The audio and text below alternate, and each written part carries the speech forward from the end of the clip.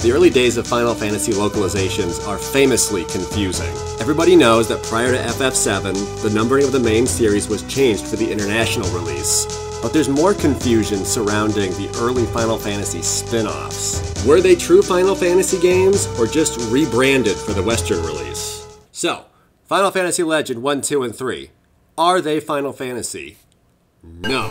The original titles for these games in Japan are Saga 1, 2, and 3, and in this instance, the Final Fantasy name was added after the fact for the international release. The Saga series continued with more accurate naming and remains one of Square's most prolific RPG series.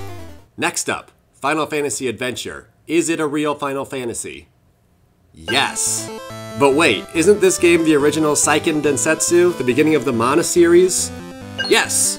Both are true. The full title of this game in Japan is Seiken Densetsu Final Fantasy Gaiden, and it was the very first FF spin-off.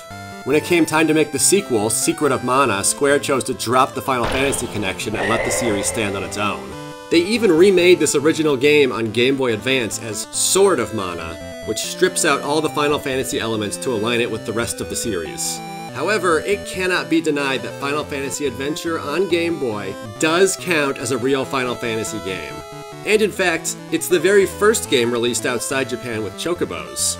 And one of them has robot legs. It's awesome.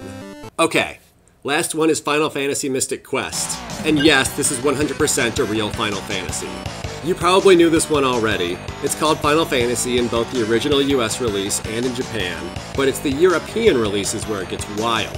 So Final Fantasy Adventure was the first Final Fantasy game officially released in Europe, and it was simply called Mystic Quest. The game we know as Final Fantasy Mystic Quest was later released in Europe as Mystic Quest Legend.